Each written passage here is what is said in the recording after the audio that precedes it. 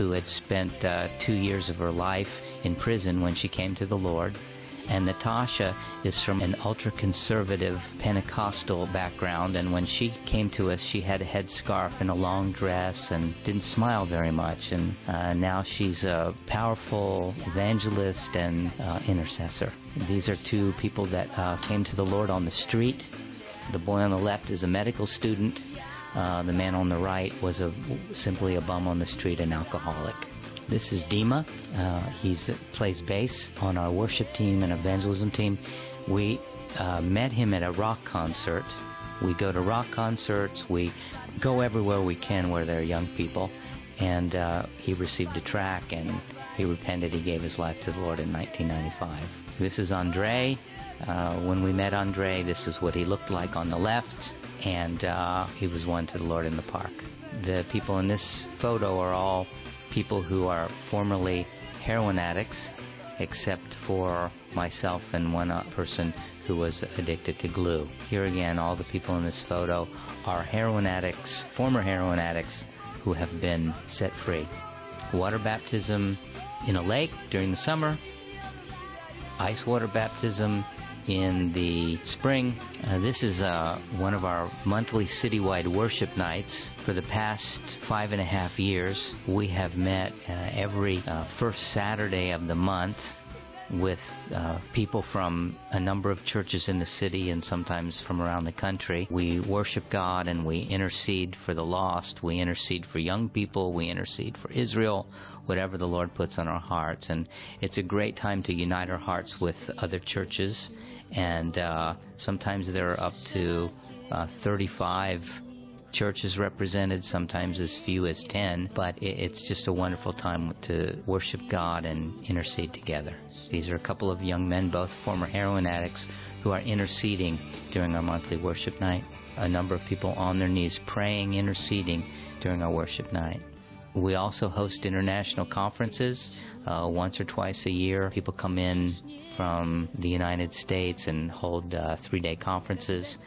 And people come from all over Russia to be at the conferences, sometimes traveling 5 days one way on a train to get here. Once a year we hold our annual Christmas feed-in. It's usually held for either the poor or former heroin addicts who now know the Lord, and sometimes both.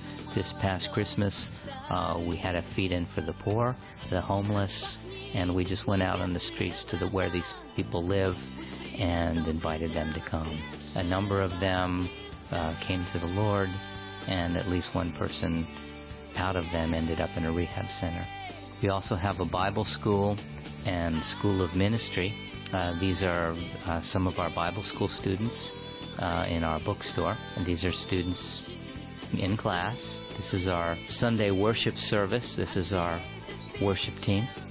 And this young lady was a heroin addict, and she's receiving prayer for deliverance after the service. An important aspect of our ministry is seeing people recognizing and developing their spiritual gifts. This is Nastya, who has a prophetic gift and operates in the words of knowledge, and she is sharing something with a person in the audience. This is a prophetic ministry table, and each week after the service, we minister to people prophetically, basically anyone who would like to receive prophetic ministry.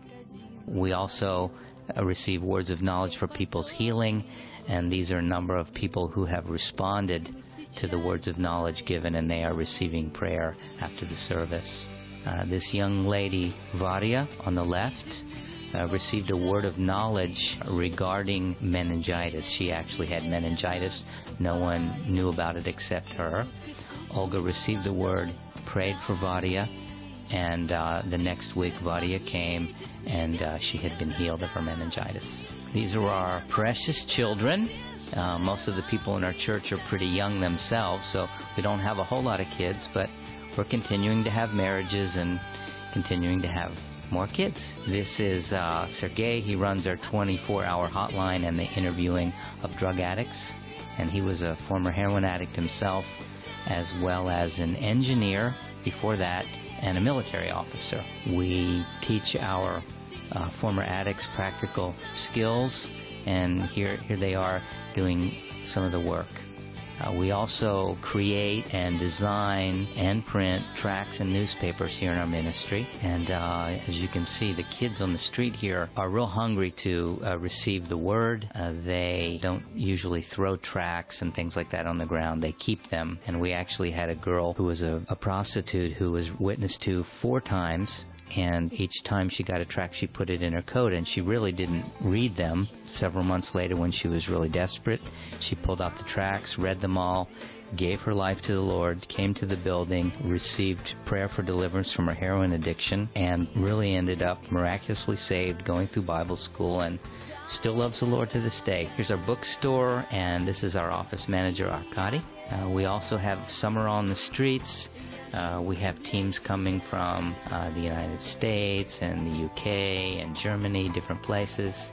This is a Russia project team that was here in 2004, and they're going to be with us again this summer. This is a 24/7 team from the UK, and they're all putting tracts together here to go out for our night witnessing. They're all going out to witness to the prostitutes. And this is Summer on the Streets. This is a girl playing guitar. She's one of the leaders of the Jesus Freaks ministry in Germany. And this is a team from the United States, from YWAM. It's a music group called SALT. Most of the leadership in our ministry were won to the Lord themselves on the streets or in crusades during the early and mid-1990s and have remained faithful to the Lord and their callings since then. This is my wife, Sarah, and I. This is Vera Bezina, who runs our Bible school and does many other things in the ministry. If you're interested in Summer on the Streets with your church, youth group, ministry, or individually, or an internship or long-term missionary service, please let us know. You can check out our ministry on our website, or you can email us. Our ministry is faith-based, and we continue to exist, function, and expand because of the goodwill of God's people. Our monthly support comes from individuals, churches, and ministries who are eager to see this gospel of the kingdom preached in all the world before the return of our Lord Jesus Christ. Most of our regular support comes from those who have come and seen firsthand what God is doing here. Jesus said, "Come and see," and we invite you to do the same. Thank you for your time, and may God bless you.